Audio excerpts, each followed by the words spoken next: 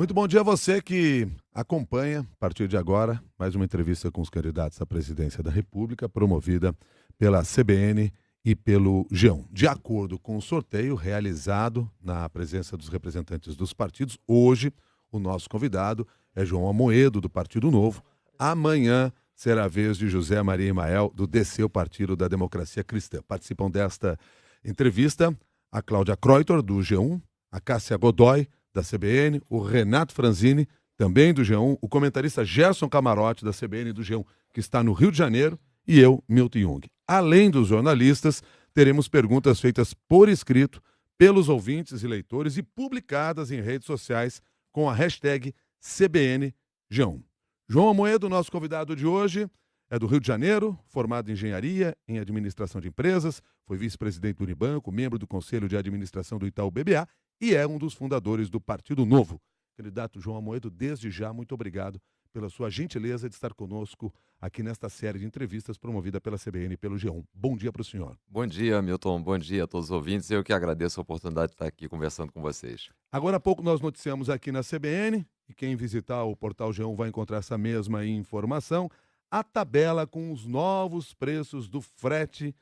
A tabela foi publicada hoje, uma nova tabela foi publicada hoje no Diário Oficial da União. Preço médio aumentado ali em 3%, justificativa do governo federal, reajuste do diesel na refinaria, 13%. Essa foi uma reivindicação dos caminhoneiros quando estiveram em greve e, por isso, o governo apresentou medida provisória nesse sentido e tem uma tabela de preços. Se o senhor for presidente da República, o senhor vai revogar, o senhor vai acabar com essa tabela de preços? Certamente, tabelamento de preço, congelamento, nunca funcionou em nenhum lugar do mundo, já foi testado no Brasil também, não funciona. O que a gente tem que deixar é o livre mercado, a concorrência definindo o preço. Quando a gente acaba fazendo tabelamento, você acaba tendo falta de produtos, acaba o mercado desregulado e não funcionando direito. Quer dizer, o preço, na verdade, dos produtos tem que seguir a lei da oferta e procura. O que a gente precisa, de fato, nesse processo é ter a concorrência adequada, que infelizmente não existiu. Esse problema todo dos caminhoneiros começou lá atrás com subsídio para a compra de caminhão, houve um excesso de financiamento de caminhões, a crise econômica fez com que os caminhoneiros não conseguissem repassar o preço do aumento do combustível, o preço do aumento das tarifas de pedágio, gerou todo esse movimento e o governo termina o problema criando um novo problema para o futuro, que foi o subsídio no diesel e a implementação da tabela. E como é que o senhor pretende convencer os caminhoneiros de que, sem esse tabelamento, eles terão realmente um preço justo, já que eles vêm se sentindo prejudicados nessa negociação dentro do livre mercado? Olha, não tem jeito, quer dizer, houve de fato um excesso de oferta de caminhões, a gente vai ter que ter durante um período para isso se restabelecer. É uma distorção, de novo, provocada no passado por um aumento excessivo do subsídio para o financiamento e que agora tem como solução outro subsídio. Então a gente vai criando problemas a questão do tabelamento do frete é que você acaba tendo interferência em diversas outras áreas, né? Então a economia livre é o que funciona, é o livre mercado, é o que a gente defende, é um dos Candidato, princípios do novo. aproveitando, bom dia. Bom dia. Tem também a questão do preço do diesel. O senhor vai mexer nisso também ou não?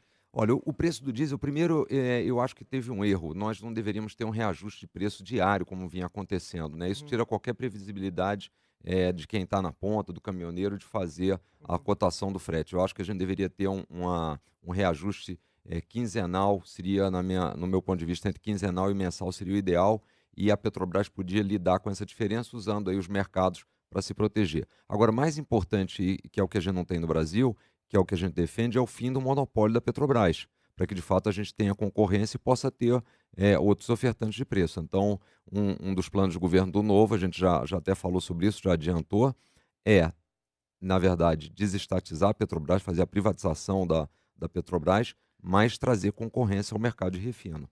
Como assim? O senhor quer privatizar a Petrobras inteira, todas as partes dela? Todas as partes dela. Obviamente, a gente vai ver como será o melhor modelo para isso, mas nós entendemos que não cabe ao Estado brasileiro fazer gestão de empresas. Ele não é eficiente nesse processo e nós gostaríamos de direcionar toda a nossa capacidade de atuação para as áreas essenciais, Mas que é o que a população demanda: saúde, educação, segurança, e não gestão de empresas, gestão de posto de gasolina, gestão de exploração de petróleo, gestão de instituições financeiras. Tudo isso, o Estado não tem capacidade para isso, acaba isso criando-se um ambiente muito propício à corrupção. Nós assistimos já isso no caso dos Correios, no caso da Petrobras, quer dizer, vira-se um cabide de Eu emprego entendo, para mas o indicações senhor acabou de falar políticas. aqui que o senhor defende que o reajuste de preço seja a cada 15 dias. Como é que numa empresa privada o senhor vai fazer com que a empresa reajuste preço num tempo que o senhor do governo não vai determinar? Não, aí, isso no modelo É, atual. Eu estou aham. dizendo o seguinte, no modelo atual, quando a gente só tem a Petrobras, eu faria a cada 15 dias, mas na hora que você tiver a concorrência, aí as empresas todas vão determinar isso. Agora, o importante é, as empresas têm sempre interesse de ganhar mercado, de vender mais. Então, elas tenderão a estar muito mais próximo do interesse do cliente, do consumidor, do que a Petrobras, que é o que acontece hoje, né? A gente vê isso nos próprios serviços públicos. O serviço privado acaba tendo uma qualidade melhor, porque ele tem que estar próximo do seu cliente, do seu consumidor. Enquanto que na área pública, sem concorrência, o Estado fica muito ineficaz. Gerson Camarote também acompanha a nossa entrevista e tem uma pergunta para fazer para o senhor. Gerson. Candidato, bom dia. Candidato, a minha pergunta vai no sentido, o senhor foi o candidato que declarou o maior patrimônio, mais de 400 milhões de reais, 425 milhões de reais. A pergunta é o seguinte, você tem um autofinanciamento hoje das campanhas.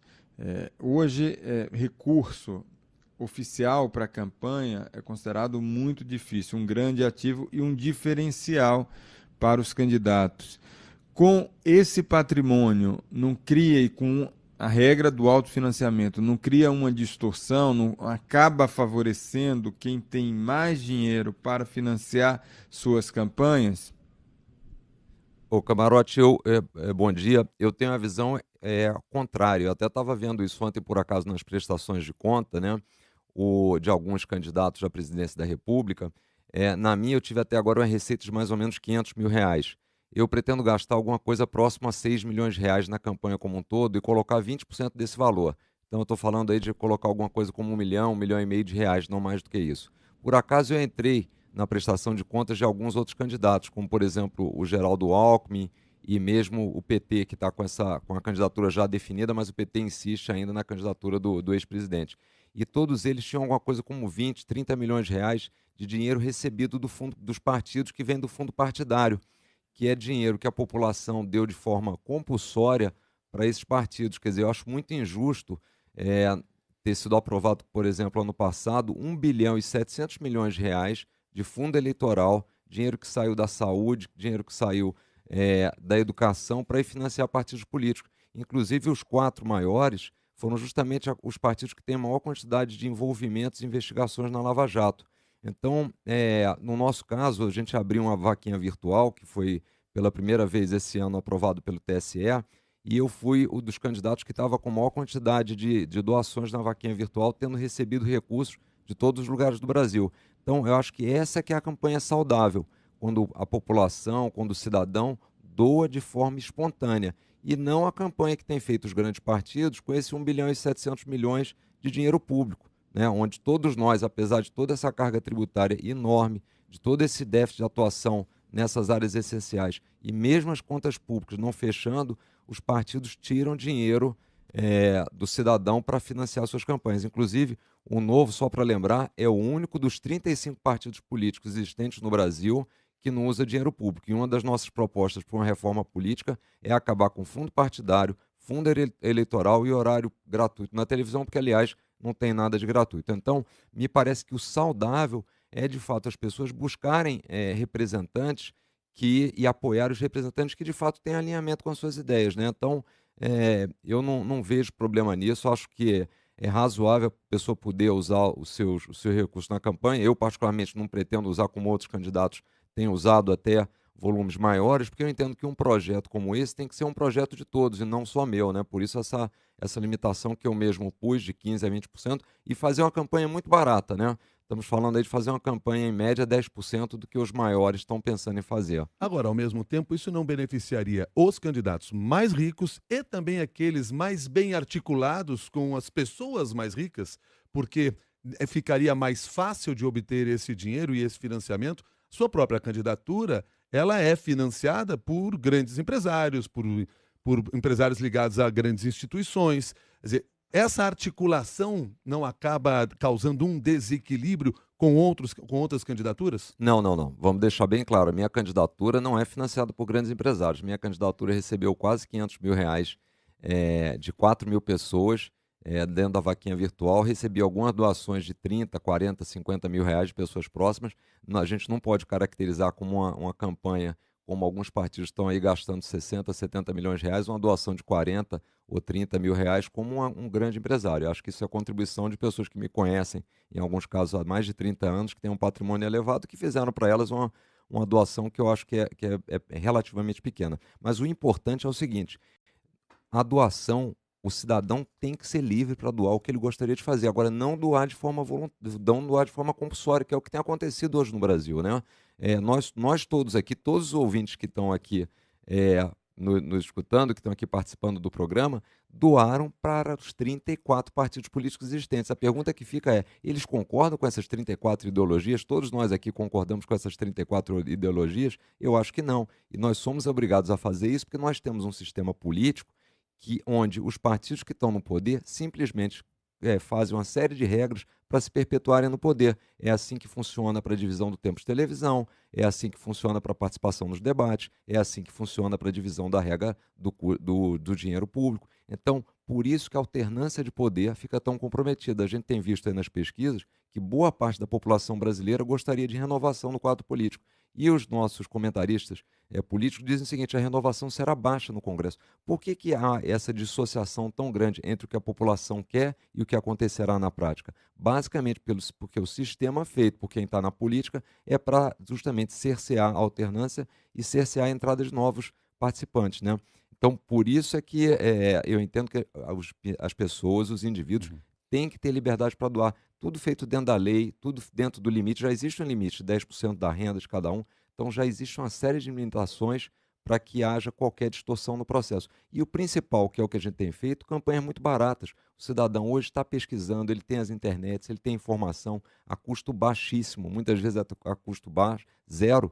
Então, o custo da campanha pode ser muito mais baixo. Então, cada vez mais com a tecnologia, o volume de recursos na campanha não será determinante do seu resultado, a não ser que, de fato, não exista um bom produto, que é o que muito acaba acontecendo na velha política, né? Nós estamos acompanhando a entrevista com o candidato do Partido Novo, João Amoedo, que é o nosso convidado de hoje nesta série promovida pela CBN G1, e a Cássia Godoy tem uma pergunta a fazer também.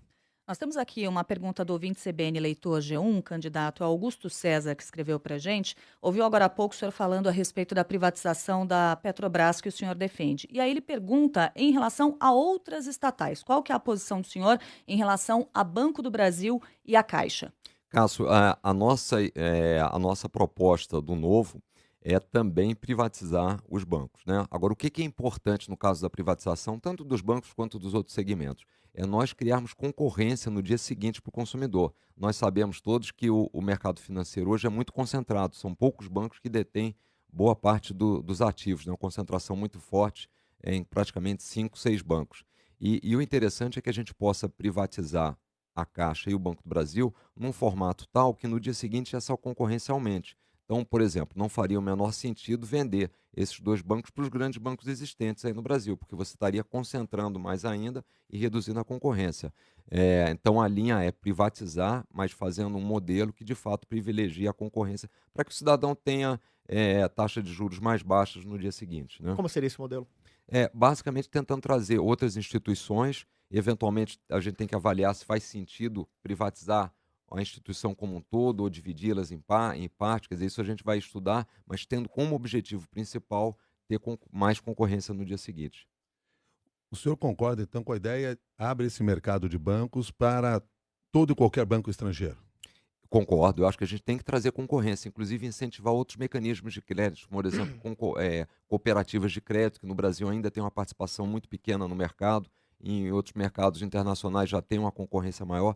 Então, tudo que a gente possa ter de mecanismos para justamente incentivar a entrada de novos operadores de crédito é favorável para o consumidor final e a gente pretende fazer isso. Cláudia.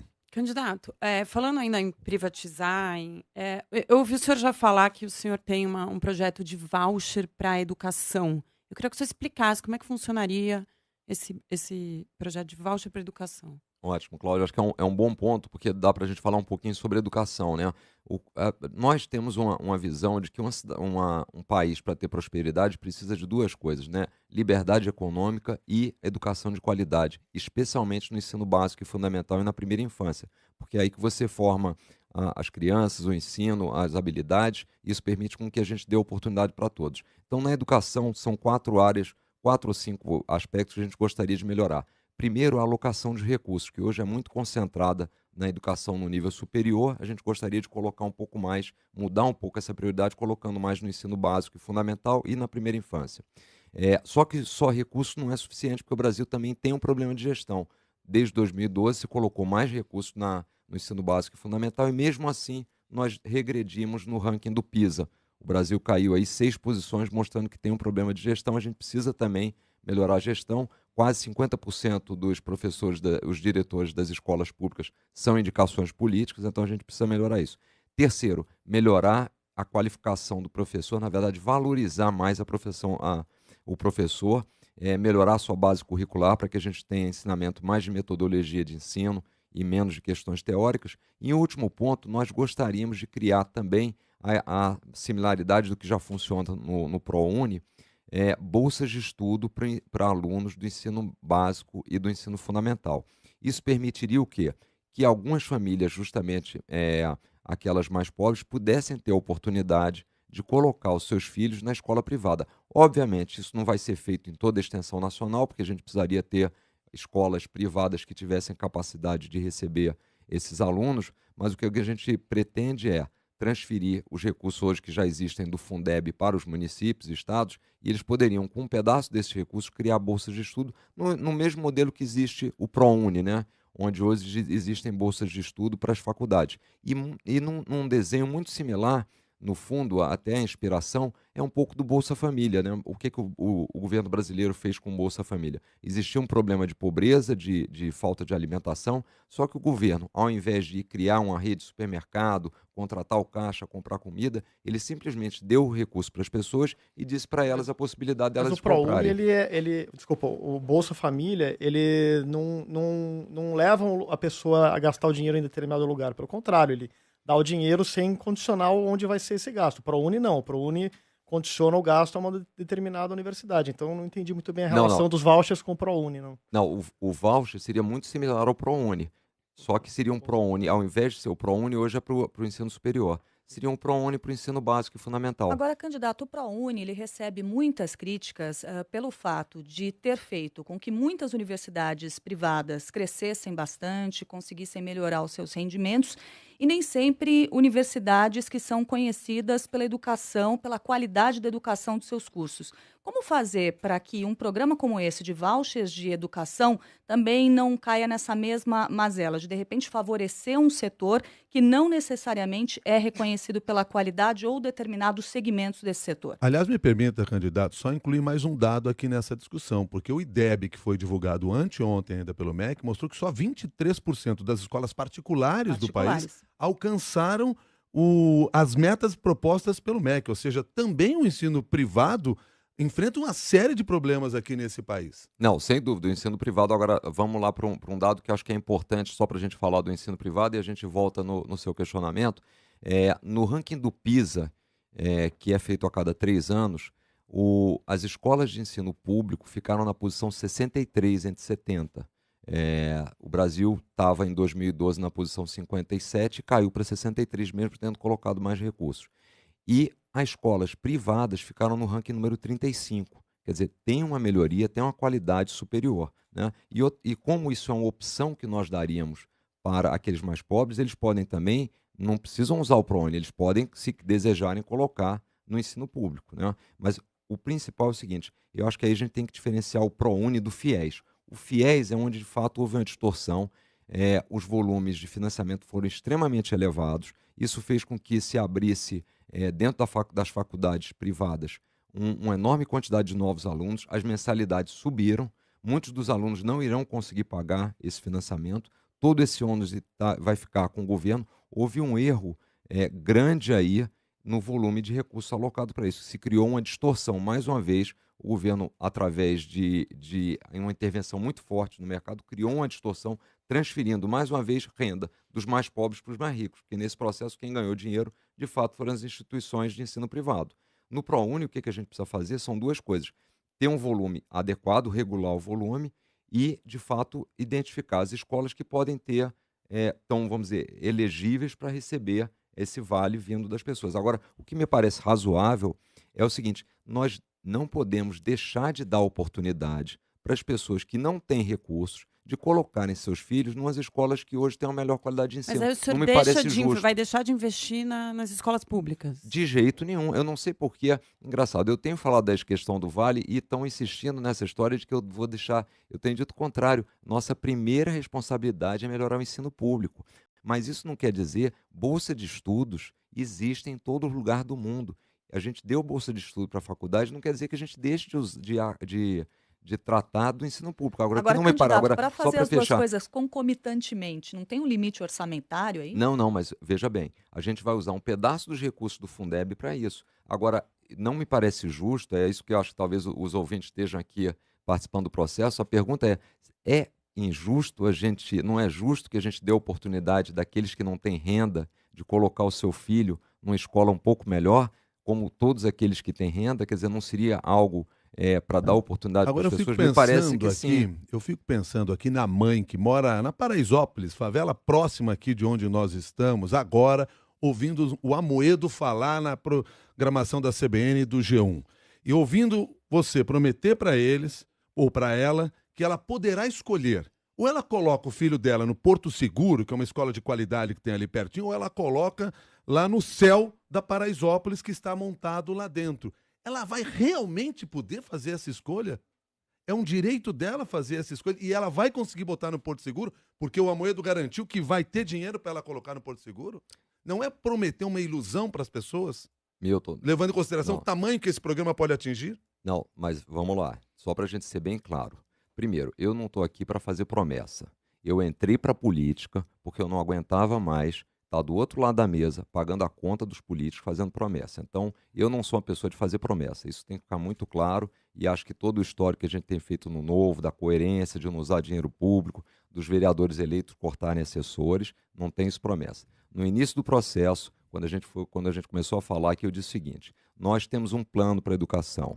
Primeiro, melhorar, colocar mais recursos no ensino básico e fundamental, porque hoje a maior parte dos recursos, mais da metade, é no ensino superior. Então nós temos os mais pobres pagando a faculdade dos mais ricos, porque quem chega no nível superior normalmente é aquele que fez a escola privada, porque a escola privada tem uma qualidade maior de ensino. Esse é o primeiro dado. Segundo dado, 50% dos diretores de escola são indicações políticas, então a gente precisa fazer uma gestão melhor, colocando, na verdade, organizações sociais, melhorando a gestão, incluindo meritocracia.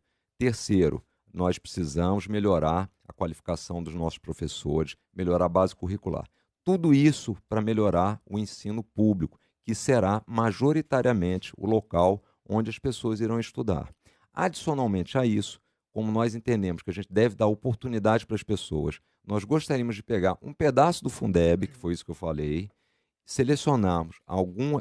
direcionarmos esses recursos para os municípios que, por acaso, vão montar uma regra que pode ser sorteio, por exemplo, para as famílias mais pobres, e algumas dessas famílias terão a opção de colocar seu filho na escola privada. É isso, mas assim, isso será uma opção como existe hoje. Quando a gente dá bolsa de estudo para a faculdade, quando os alunos têm bolsa de estudo para estudar fora, é um percentual pequeno das pessoas. Agora, de forma nenhuma, eu iria aqui prometer, até porque o Porto Seguro, só para citar um exemplo, certamente não teria condição de uma hora para outra receber uma quantidade enorme de alunos. Mas o importante é que a gente possa dar a essas pessoas a oportunidade, em alguns casos, de ter essa escola um pouco melhor. Eu tenho aqui pela ordem uma pergunta do Renato e outra do Gerson Camarote. Renato, começa com você. Ok. Candidato, o senhor já falou, amarrando um pouco o que o senhor já falou aqui, o senhor já falou de privatização de Petrobras, de banco, falou agora de mudanças em educação e tudo mais. Desculpe, mas é o seguinte, a mudança em educação não é mudança em educação. Nós vamos deixar bem claro isso, porque eu não quero confusão. Nós queremos melhorar o ensino público fundamental. Isso não quer dizer que a gente não possa dar bolsas. Nós temos bolsa hoje no nível superior. Mas candidato, Então, claro. Então, pronto. Só para a gente não reverter as ordens, porque parece que a nossa prioridade é acabar com a escola pública e dar voucher para todo mundo. Não é isso. A prioridade é melhorar a escola pública e também dar voucher, só para deixar isso transparente. E ao mesmo tempo, o senhor é um candidato que está se lançando pela primeira vez, sem experiência política anterior, como é que o senhor vai fazer? Muitas dessas coisas que o senhor fala, por exemplo, para privatizar. Eu vou dar um exemplo aqui de São Paulo, que a gente tinha uma expectativa de que se privatizaria muitas coisas em 1 ano e meio, não saiu quase nada, né? Então o senhor tá falando de fazer muita coisa que talvez passe pelo Congresso. Como é que vai ser a relação do senhor do Congresso, considerando que o senhor não tem essa experiência política anterior, para poder fazer passar essas coisas, que as coisas tem muita coisa que não adianta, o executivo não consegue sozinho fazer. Não, certamente tudo passará pelo Congresso. A experiência política que está em vigor, eu acho ótimo não tê-la, porque é a experiência do acordo, do toma lá da cá, do fisiologismo, né, das coisas discutidas por trás da cortina. Quer dizer, então, essa eu acho muito boa. O que a gente vai fazer? E por isso o nosso processo, tudo isso que a gente está falando aqui, não começou há 2, 3 meses atrás. Esse projeto todo começou há quase 10 anos, quando a gente disse o seguinte: nós precisamos fazer alguma coisa como cidadão para melhorar a vida dos que mais precisam, para deixar um país mais próximo para as próximas gerações. E aí veio a ideia seguinte: isso precisa ser feito através da política. E, infelizmente, naquela época existiam 27, 28 partidos que não nos representavam. E a gente disse o seguinte: não dá para mudar isso sozinho. Você só muda isso através da instituição. E passamos 5 anos para montar um partido. E iremos lançar, só para completar, iremos lançar mais de 260 candidatos a deputado federal pelo Partido Novo. Né? Obviamente, ao chegar lá, mesmo que a gente tenha uma bancada relevante, não será no máximo 10%. Isso. Exatamente. Mesmo que o senhor consiga eleger por milagre 100%, não vai chegar a conseguir. Claro, então a gente terá que fazer uma negociação. Qual é o nosso roteiro? Primeiro, durante a campanha eleitoral, deixar muito claro quais são as nossas propostas, até como a gente está falando aqui, privatização, tudo isso, para que, ao chegar lá, nós tenhamos tido o endosso da população, que hoje está muito mais participante, está muito mais consciente do processo político, né? E faremos uma negociação, eu acho que esse que é o principal diferenciação, que eu entendo. Quem dá o tom da negociação é o presidente da República. Se ele mostra que o interesse dele lá é o cidadão, que ele vai fazer negociações claras, transparentes, óbvio que vai ter definição de prioridade, mas eu acho que esse é o caminho que tem que ser feito, não pode ser feito diferente, né? E dessa forma que a gente pretende trabalhar com o Congresso. Eu entendo, mas assim, na prática, como que vai ser? Considerando que o mais provável é que o Congresso, como o senhor mesmo falou, não tenha tanta renovação como o senhor gostaria que tivesse. Na prática, o senhor vai chegar lá, o senhor precisa de uma lei de maioria, ou precisa para mudar a Constituição 3/5. Como é que o senhor vai fazer essa negociação? O senhor vai chamar na prática, não. Vamos lá. Não é um pouco ingênuo falar, não, a gente vai vamos lá, mas conversar? É o seguinte: como é que as coisas se resolvem se não for na conversa? Não toma lá da cá, prometer um cargo? Qual seria a outra alternativa se não for na conversa, mostrando para o cidadão? Então, como é que eu pretendo fazer isso na prática? Nós temos um plano de governo, que se eu tivesse sido eleito, foi aprovado por mais de 50 milhões de pessoas, tá certo? Nos primeiros dias de governo, eu vou sentar com o Congresso e dizer: esse foi o programa endossado, aceito pela população. Vamos começar a implementá-lo. E uma das coisas que eu gostaria de fazer, a gente está vendo se isso juridicamente como é que é, mas eu gostaria de toda segunda-feira ter uma reunião com o Congresso aberta, como existe em outras instituições, outras democracias que funcionam com base no parlamento, e ter algumas horas de apresentação do projeto para o Congresso e debate. Né? E expondo isso e sendo tudo transmitido de forma muito aberta para a população. E a gente vai expor isso. Pode ser que o Congresso não aprove, diga: não vamos aprovar isso, nós somos contra. Pode acontecer. Eu não estou garantindo que isso irá acontecer. Eu estou dizendo o seguinte: qual é a forma que eu vou fazer? Vai ser de uma forma clara, transparente, objetiva, definindo com eles prioridades, entendendo por que eles são contra, argumentando por que a gente é a favor, e de uma forma muito democrática a gente vai chegar a uma decisão. Agora, não tem outra forma, porque nós não vamos fazer a velha política, dizer o seguinte: vamos manter empresas estatais, vamos manter não sei quantos ministérios para dar para um responsável por um determinado partido, por outro, que, aliás, é o que certamente já deve ser compromisso de quem fez acordos hoje para ter mais 2, 3 minutos de tempo de televisão. Então, o processo eleitoral já indica como é que nós vamos funcionar, de forma muito clara e transparente. Teremos sucesso? A população vai nos ajudar nisso, né? Gerson Camarote.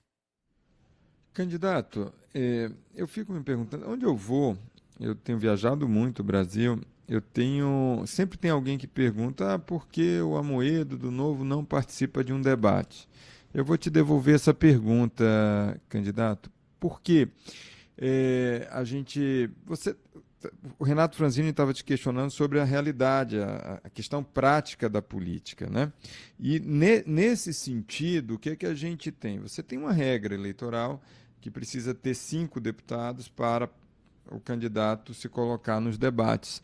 E aí eu lhe pergunto, o senhor estava falando na conversa, no poder da conversa, nesses 5 anos de Partido Novo, o senhor não conseguiu pelo menos 1% do Congresso Nacional, da Câmara dos Deputados, para conseguir 5 deputados ideologicamente afinados com o senhor. Não há 5 deputados alinhados ideologicamente com o seu pensamento para o senhor ter um partido com 5 parlamentares e, com isso, ter condições de, diante das regras atuais, participar desses debates. Por que o senhor optou por ficar numa estrutura nanica para não participar dos debates? Camarote, vamos lá então. Primeiro, acho que é importante a gente deixar claro para os nossos ouvintes a regra dos debates, né? A regra dos debates diz o seguinte: as televisões, a Globo, a Bandeirante, todas elas são livres para convidarem quem quiserem. Na verdade, elas são obrigadas a convidar aqueles candidatos que têm 5 deputados federais. Então, no caso específico, por exemplo, se a Globo desejasse, ela poderia ter me convidado. Bastaria ela ter colocado uma regra: eu vou convidar todos os candidatos que pontuam. Então, além dos candidatos que têm as 5, só o único adicional que teria sido convidado teria sido eu, né? Então, primeiro, a decisão de não convidar não foi uma decisão minha, foi uma decisão da empresa, que eu respeito, porque, claro, como entidade privada, ela tem que escolher. E se o convidasse, acabaria tendo que convidar todos os demais. São 13 candidatos. Não, bastaria. Inviabilizaria. Não, assim, aí é uma decisão de vocês, eu não vou entrar no mérito. Mas se tivesse uma regra dizendo o seguinte: vamos convidar todos que pontuaram nas pesquisas, eu seria o único Ou seja, adicional. faria uma regra que poderia marcar o senhor. Por que não aos demais? Não, de novo, eu não quero entrar no mérito, eu estou dizendo o seguinte: a regra não impede, vamos deixar bem claro, isso é para o ouvinte que está nos assistindo, só para ele entender. A regra não impede que eu seja convidado. A decisão da empresa se convida ou não, a decisão dela, eu não tenho por que entrar no mérito. Então, mas, assim, candidato, diga. Deixa eu lhe fazer uma pergunta. Você está ali, do ponto de vista de estrutura, igual aos nanicos. Por que uma regra diferenciada para o João Amoedo? E por que não todos os nanicos? Porque essa pergunta que o Milton faz é muito pertinente. Por que criar uma regra de exceção para o João Amoedo? Camarote, desculpe, mas não é uma regra de exceção. A Globo usa, pelo que eu entendo, você pode confirmar isso, ela usa o critério de participação nas pesquisas para definir uma série de procedimentos que terá com os candidatos. O que eu estou apenas dizendo é que se essa mesma regra, que vocês já usam para outras situações, tivesse sido aplicado para a participação nos debates, eu teria sido convidado. Mas, assim, de novo, acho que não vale a pena a gente estressar nesse ponto, porque é uma decisão da emissora na qual a gente respeita a entidade privada, então acho que não cabe aí. E, de novo, diferentemente dos outros nanicos, o Novo é bem diferente dos outros nanicos, porque o Novo existe, o registro há apenas 3 anos. Esses outros partidos que a gente está falando têm o registro, já estão aí há muitos anos. Essa é a primeira eleição que o Novo participa. Os outros nanicos todos já participaram de várias eleições. Então é uma situação bem diferente. Eu diria que o Novo é um partido jovem, que começou, teve seu registro em setembro de 2015. Mas aí indo para a sua pergunta especificamente, por que o Novo, não em 5 anos, em 3, porque o nosso registro foi em setembro de 2015, por que nessa janela agora nós não atraímos ninguém? Na imprensa, quem voltar à época dessa migração de deputados vai ver que foi uma grande negociação. Os partidos oferecendo dinheiro para um, dinheiro para outro, para trazer a migração dos deputados. Nós chegamos a conversar com alguns parlamentares, só que o Novo tem algumas regras muito claras. O Novo exige que os seus representantes cortem metade das verbas de gabinete, cortem metade da quantidade de assessores. O Novo não utilizará dinheiro público para suas campanhas, porque nós não achamos isso ético, não achamos isso razoável com o cidadão. Nós só faremos coligação com aqueles partidos que têm exatamente o mesmo alinhamento. Não faremos coligações como a gente tem visto aí, sendo feitas com total incoerência pelo PT, pelo PSDB, único exclusivamente com o objetivo de ter tempo de televisão. Ou seja, nós somos coerentes, nós queremos economizar o dinheiro público. Na hora em que nós apresentamos essas restrições aos deputados, eles dizem o seguinte: bom, mas assim eu não mudo então. não me interessa. E, no fundo, é por isso que a população brasileira tanto anseia por renovação, porque boa parte dos nossos políticos tem os seus próprios interesses e querem justamente um sistema que os beneficie, né? Então, não faria sentido quem está entrando no sistema para fazer algo diferente, para trazer uma proposta diferente para os cidadãos, por conta de um atalho, já abrir mão disso tudo. Se nós não conseguimos participar desses debates porque não temos os 5 deputados, não tem problema nenhum. Na próxima eleição, nós teremos os 5 deputados, porque nós iremos eleger mais do que 5 deputados, feitos da forma correta, sem atalho, pensando no longo prazo, construindo uma instituição com coerência, tudo que, infelizmente, a gente não tem na vida partidária brasileira. E na próxima eleição participaremos dos debates, é simples assim. Né? Candidato, Cássia Godoy. Candidato, nós temos aqui pergunta do ouvinte CBN, leitor G1. Nossa ouvinte leitora, Juliana Manuela, pergunta o seguinte: a questão da desigualdade salarial entre homens e mulheres que ocupam o mesmo cargo. Quais os planos o senhor tem para tal problema, caso o senhor seja eleito? O senhor acha que o Estado pode intervir? Juliana, na verdade é o seguinte, a gente tem que identificar qual a origem dessa desigualdade social. Eu sou totalmente contra ter qualquer tipo de discriminação contra homem, contra mulher, contra qualquer situação. Então, o razoável é que isso não exista. Como é que a gente combate isso? De 2 formas, no meu entendimento. O Estado pode ajudar a mulher com regras muito mais simples trabalhistas, fazendo um investimento especial, que é o que a gente pretende. Quando a gente falou aqui na educação, eu falei na nossa ideia da primeira infância. Hoje, no Brasil, apenas 30% das crianças de 0 a 3 anos têm acesso à creche.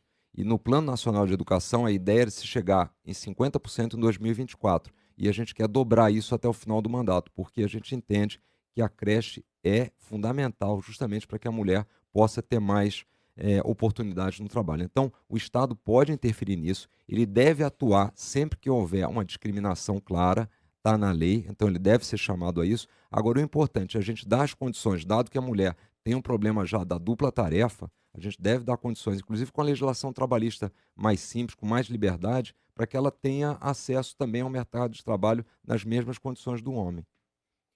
Candidato, vamos falar de um pouquinho de... O senhor mencionou desigualdade.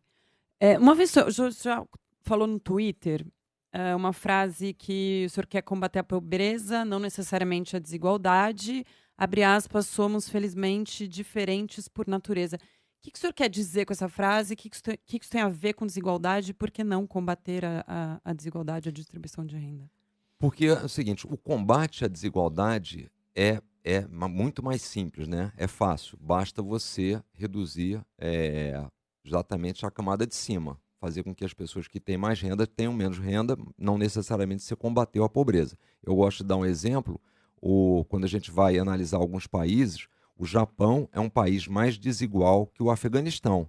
Nem por isso a qualidade de vida no Afeganistão é melhor do que no Japão. Então, o nosso problema é tirar as pessoas da pobreza, né?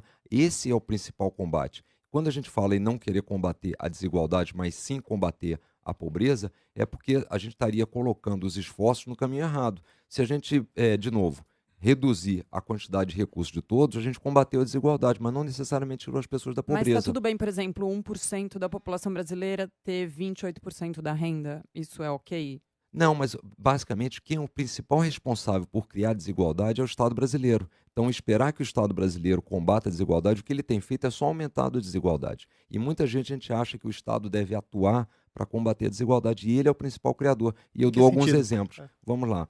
Quando o Estado brasileiro pega o fundo de garantia do trabalhador e paga menos que a poupança para o trabalhador brasileiro, que é o que ele faz hoje, e pega esse dinheiro e empresta a taxas subsidiadas para grandes empresas, ele está tirando o dinheiro do trabalhador e transferindo o dinheiro para grandes empresas. Ele está aumentando a desigualdade. Quando o Estado brasileiro coloca mais dinheiro no ensino público superior do que no ensino básico e fundamental, e o ensino básico e fundamental fica muito ruim, ele, de novo, ele está transferindo recursos, porque quem vai para a faculdade, normalmente, é aquele que fez escola privada, né? E não, então você tem o pobre pagando a faculdade do mais rico.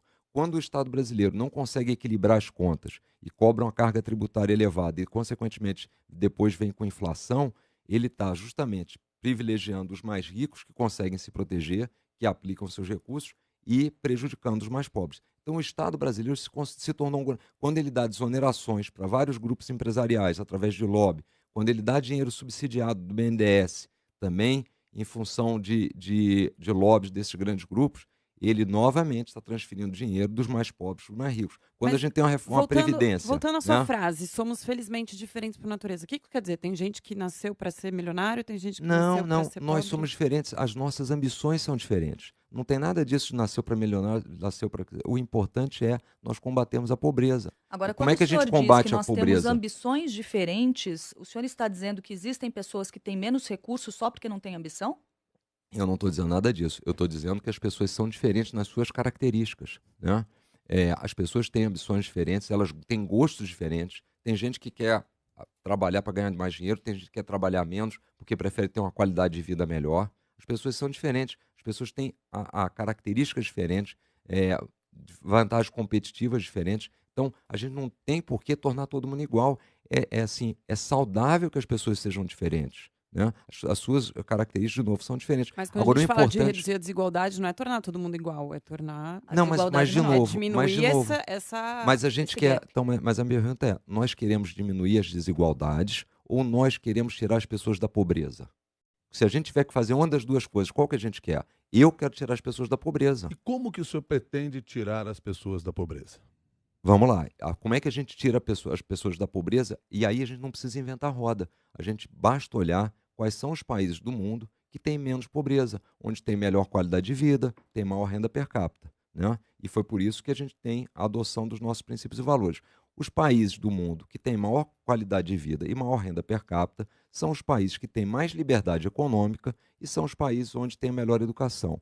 O Brasil, no ranking de liberdade econômica, está na posição número 153. Por quê? É difícil você abrir um negócio, é difícil você empreender, especialmente para o pequeno e médio. Então, tem uma burocracia enorme, tem uma carga tributária enorme, muito complexo. O Estado asfixia o empreendedor, aquele que quer montar seu pequeno negócio. Então, a gente precisa melhorar o ambiente de negócio para que os empreendedores, especialmente os pequenos e médios, possam montar. E quando eu falo pequeno e médio, é o sujeito que quer montar uma barraquinha para vender coco, outro quer montar uma rede de cachorro-quente, uma pequena farmácia. É essas pessoas que no Brasil não conseguem empreender. E, obviamente, melhorar a qualificação das pessoas através da educação, né? Assim, a gente consegue criar riqueza. E para acabar com a pobreza, só tem um caminho, que é criar riqueza. Dar a oportunidade das pessoas montarem seus negócios. Renato. Eu precisava mudar de assunto, queria mudar de assunto um pouquinho agora, falar de segurança, que é um tema muito caro. Quando a gente faz perguntas sobre quais são as principais preocupações da população, a gente sempre pensa em saúde e segurança lá na frente, né?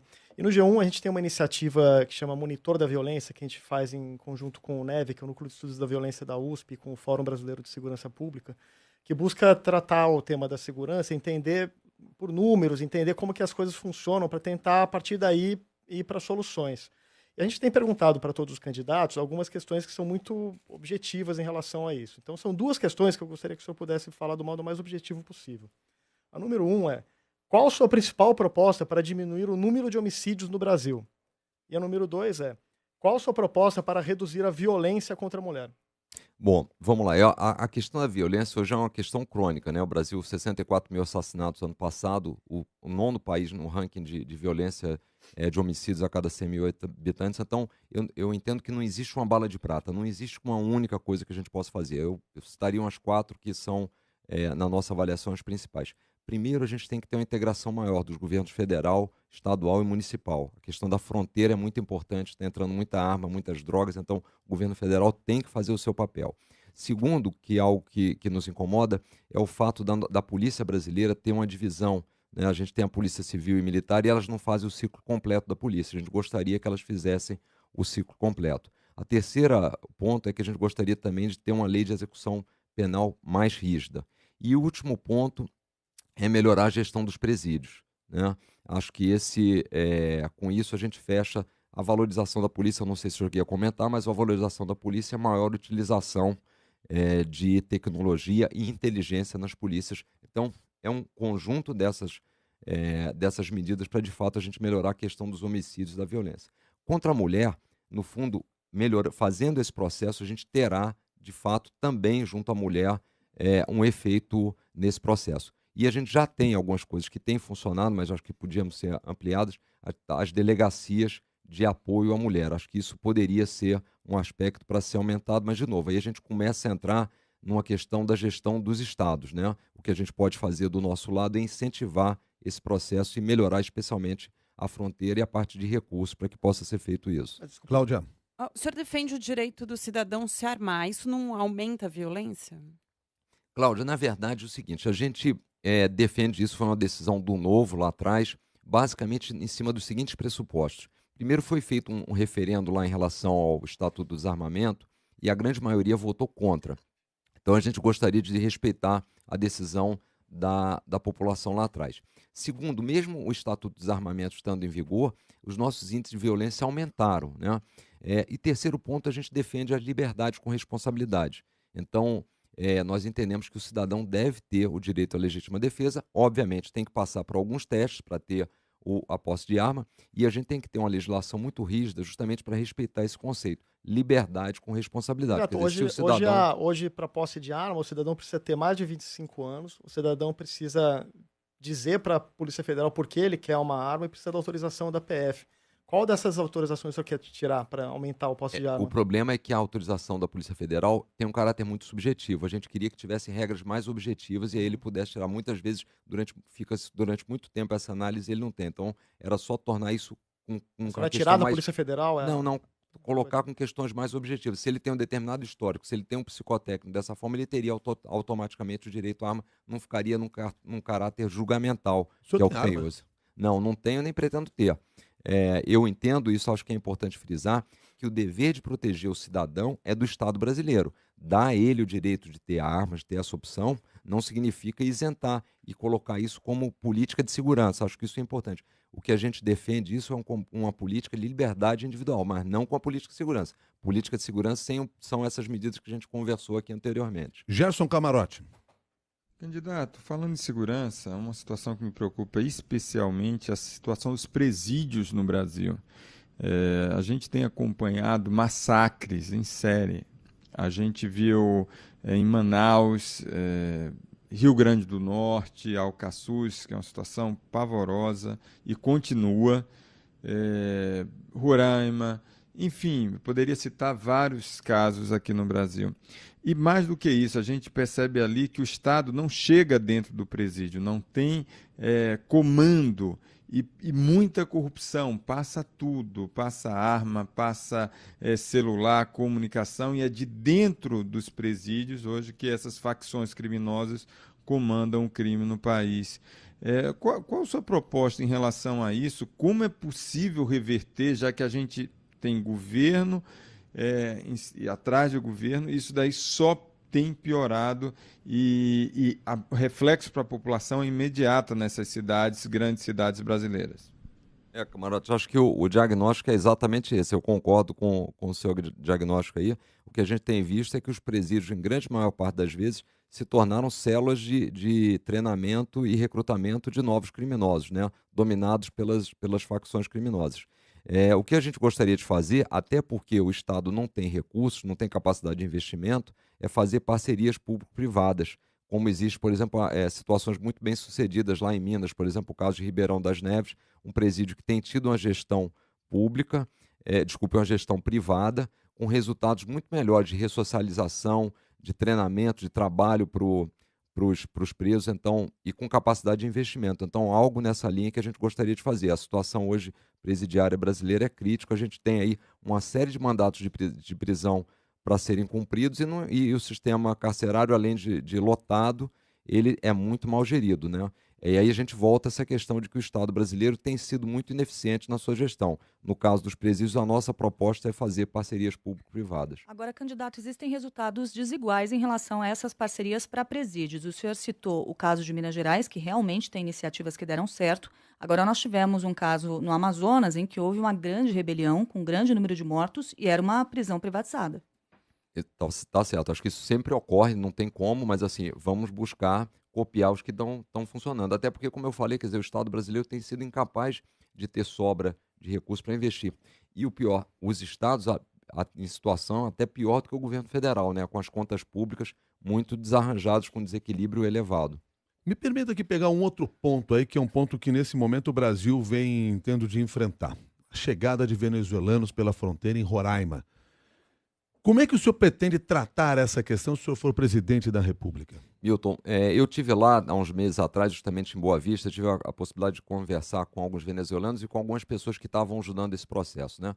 Primeiro, do ponto de vista humanitário, é nosso dever como país receber esses venezuelanos. Eu não fecharia de forma nenhuma as fronteiras. Agora, sem dúvida, tem havido uma falha do governo federal no tratamento das pessoas que estão chegando. O que poderia ser feito? Isso tem sido feito, inclusive, por pessoas físicas, lá de novo, a iniciativa privada atuando, identificando nos venezuelanos que estão chegando quais são as suas habilidades, que profissão eles fizeram e tentando realocá-los, porque isso é um fato que eu vi lá que é muito interessante. Uma família venezuelana ou um trabalhador venezuelano que consegue um trabalho, ele rapidamente consegue trazer para junto de si 7, 8 famílias e ajudar a viabilizar esses que estão lá. O que o governo deveria fazer? Do meu ponto de vista, quer dizer, ajudar o Estado de Roraima e buscar, fora do Brasil, nas organizações internacionais, apoio, até porque a gente está fazendo uma ação humanitária, né? Agora, deveria ser possível, só porque para a gente ter uma ideia dos números, que eu acho que isso é muito importante. A Colômbia recebeu cerca de 1 milhão de imigrantes venezuelanos. No Brasil entraram próximos de 130 mil, e cerca de metade desses já foram embora ou já voltaram. Então a gente está falando de um universo aí de 60, 70 mil pessoas, não mais do que isso. Então nós deveríamos ter capacidade de lidar com isso. O que está faltando, de fato, é uma atuação do governo federal, que se eximiu do problema e deveria estar participando mais, ajudando o Estado. Nós não teríamos fronteiras fechadas em nenhuma situação. Olha, assim, em nenhuma situação é difícil falar, precisaríamos avaliar em que situação a gente está falando especificamente, mas no caso dessa, onde as pessoas estão saindo de um país que está em frangalhos, que não tem condição mínima em alguns casos, para essas pessoas, a gente tem que aceitar. Eu entendo que nesse caso não tem por que fechar a fronteira. Cássia Godoy. Temos mais perguntas chegando aqui dos nossos ouvintes e leitores CBN G1. O Renan Araújo, ele pergunta sobre a questão da previdência social, candidato. Ele pontua aqui que é um dos problemas mais complexos a ser abordado pelo próximo presidente, que é muito difícil não machucar alguém no final quando se mexe nessa questão. Pergunta do seu plano concreto para resolver esse problema e como lidar com medidas impopulares ligadas a uma reforma da Previdência. Acho que é um bom ponto levantado aí pelo Renan. É o seguinte, a reforma da Previdência já deveria ter sido feita, né? Ela deixou aí um buraco ano passado de 269 bilhões de reais. Se nada for feito em alguns anos, como a gente tem o teto dos gastos aprovados, em alguns anos, se nada for feito, todo o dinheiro arrecadado irá única e exclusivamente para o pagamento de aposentadorias, comprometendo aí vários outros serviços que a população precisa. Então, não tem outra forma. Nós temos que fazer uma reforma para que a Previdência volte a ser sustentável. O que aconteceu? Nos últimos 10 anos, o PIB brasileiro cresceu um pouco menos de 2,5% e os custos da Previdência cresceram 6,4% ao ano. Então, criou-se esse buraco. Por que esse buraco está muito grande e aí fica claro quando a gente olha? O aposentado da área pública recebe, em média, algo superior a R$ 8.000, enquanto que o aposentado da área privada recebe alguma coisa em torno de R$ 1.500. O rombo da área pública, do aposentado da área pública, hoje é 16 vezes maior do que a área privada. A grande questão da reforma da Previdência é se o senhor vai fazer uma regra de transição ou o senhor vai deixar quem já entrou, fica como está e só muda para os novos. Qual que é a sua posição sobre isso? Na verdade é o seguinte, quem ainda não se aposentou, a gente pode mudar a regra. Quem já se aposentou não dá para mudar a regra. Então você vai propor uma regra de transição, então, para quem tem que ter uma regra de transição. A gente não tem jeito, porque senão não fica de pé. O que a gente gostaria de fazer? Corte de benefício? Não, o que a gente gostaria de fazer? Algumas coisas similares ao que estava sendo discutido. Primeiro, aumentar a idade para aposentadoria para 65 anos, ter um tempo mínimo de contribuição, desvincular a aposentadoria do salário mínimo, fazer com que ela seja reajustada pela inflação. Então, esses seriam os grandes eixos principais para a gente poder começar a equilibrar essa conta. De outra forma, infelizmente, a gente vai ter um problema em todas as etapas. Agora, o que é fundamental e faltou, eu acho que essas duas coisas faltaram no governo Temer. Primeira coisa, você, ao chegar ao governo, você tem que dar o exemplo. Obviamente, ninguém quer receber cortes se aqueles que estão na máquina pública não estão dispostos a fazer corte no que eles estão tendo lá. Então, se a gente não... E aí isso é um compromisso nosso do Novo. E assim, esse eu consigo fazer porque esse está durante a minha gestão. Não morar em palácio, não ter chefe de cozinha, não usar cartão corporativo, não usar avião da FAB para compromissos pessoais. Tudo isso para a gente demonstrar que quem está lá está fazendo economia. Os candidatos a deputados do Novo irão cortar 50% das verbas de gabinete e 50% da quantidade de assessores. Com isso, você começa a dar o exemplo para as pessoas que é o seguinte: você chega lá para fazer corte, para ser um funcionário público, não para ser uma autoridade cheia de mordomia, cheia de privilégios, né? E as regras são para civis e militares? Todo mundo, sem nenhuma exceção, nenhum outro privilégio? Nós temos que fazer regras similares para todos. Nós defendemos, esse era mais um ponto, só para completar, o mesmo tratamento para o funcionário da área pública, para o funcionário da área privada. Eu fiquei só numa dúvida aqui, porque quando nós falamos de regra de transição, você citou assim, quem já está aposentado tem como mudar a regra. Mas isso é indiscutível.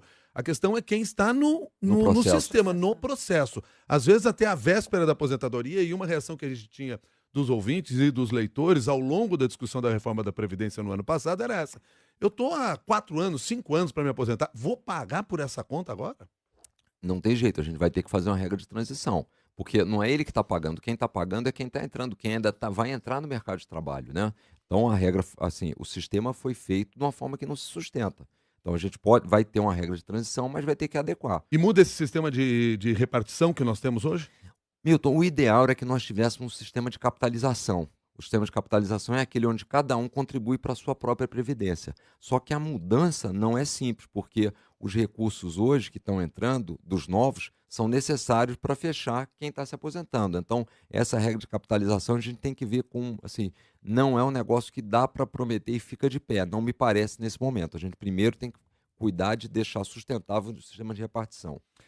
Tem isso, tem reforma da Previdência, tem uma folha de pagamento, tem pagamentos obrigatórios e tem mais ou menos aí só uns 100 bi no orçamento do ano que vem para tentar fazer investimento, pagar custeio da máquina, etc. Como é que faz isso? Só tem uma forma. E a gente tem uma série de problemas, né? Isso que é o principal. Nós temos problema de saneamento, nós temos problema de falta de investimento na saúde, a gente tem problema de falta de investimento nos presídios, que a gente falou aqui agora. O governo não tem recursos para isso. Como é que a gente faz? A gente tem que trazer iniciativa privada. Agora, como é que a gente vai fazer com que a iniciativa privada funcione melhor nesse sistema e, consequentemente, tenha um custo mais barato para o consumidor, para o cidadão, que é o que interessa?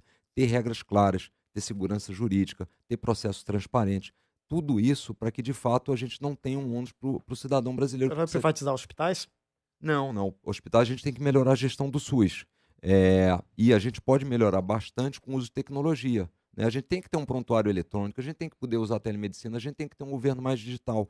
Tem um estudo do Banco Mundial mostrando que no SUS daria para fazer, sem mexer no atendimento, uma economia de 16%. E você poderia pegar essa economia para reinvestir no SUS. Então, assim, tem um problema de gestão. A gente acompanhou agora o que está acontecendo no caso da cultura, que é muito decorrente de uma falta de gestão. Então, no Brasil, infelizmente, o aparelhamento do Estado foi feito muito por máquinas políticas, partidárias, onde a gente premiou a indicação política e não a indicação técnica. O resultado é que quem está pagando a conta é o cidadão, com péssimo serviço. O senhor falando do caso da cultura, o senhor está se referindo ao que aconteceu no Museu Nacional agora?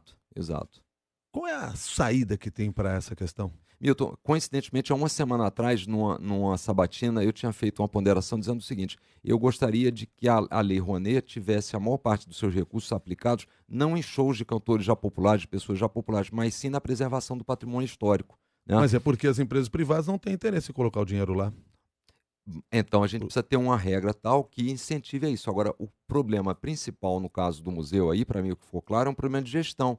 A UFRJ recebeu mais verbas ao longo dos últimos anos e colocou menos verbas no museu, né? De novo, um quadro claramente de indicações políticas ali. Candidato Amoedo, para fechar a nossa conversa sempre, tem um pinga-fogo, perguntas diretas para respostas diretas, sim ou não.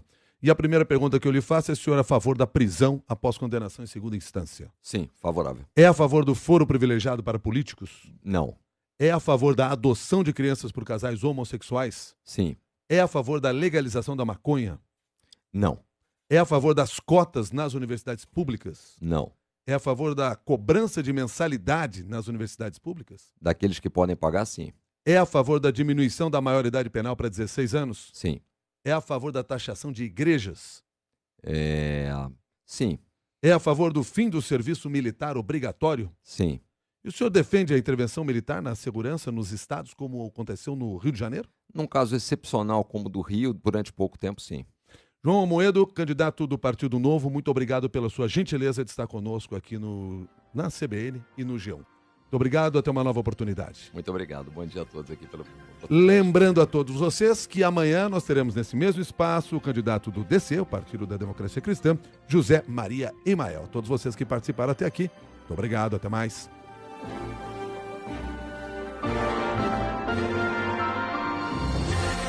CBN e G1. Eleições 2018.